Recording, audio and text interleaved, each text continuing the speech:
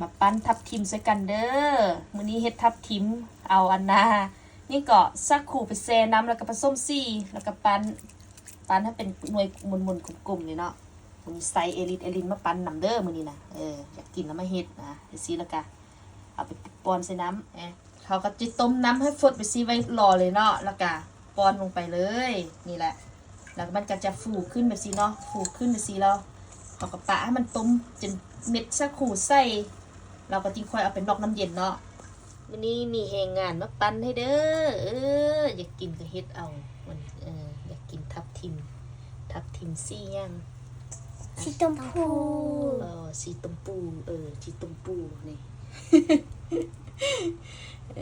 ปั้นแล้วก็เอาไปปอนใส่กับอันหม้อน้ำว่าล่ะบยานเด้อเนาะเฮ็ดน้ำฝดบัวๆน้อยๆอ่อนๆเนี่ยเฮียนเฮ็ดไปอยากกินขนมก็เฮียนเฮ็ดมีให้งานปั้นให้มันเนี่ยสบายนิดนึง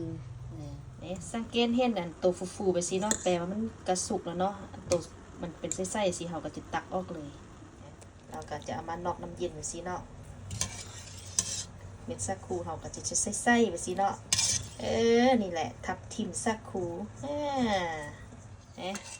เขาเห็ดแล้วเนาะเอามันนอกน้ำเย็นแล้วเม็ดสักคูก็จะไส้ๆแบบนี้เนาะคือเม็ดบัวลอยเลยนี่แหละเม็ดทับทิมสักคูเนาะมีน้ำกะทิแล้วเอาไปลอยน้ำกะทิกินกันเลยแซ่บคักงาม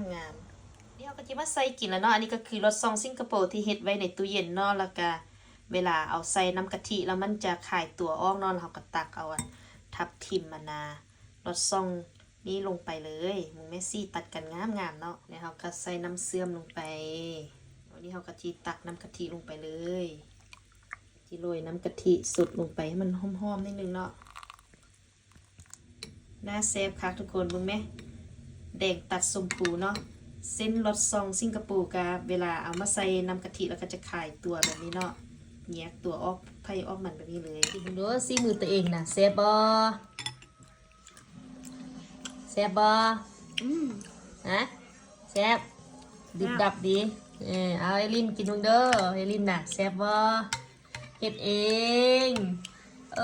เฮ็ดเองแม่นบ่ปั้นเองนี่แซ่บบ่ เหนียวเนาะเหนียวดิบดับดีเนาะ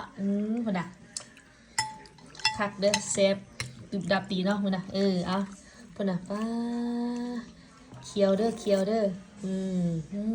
จะเป็นคักทึกใจมื้อหน้าเฮ็ดอีบ่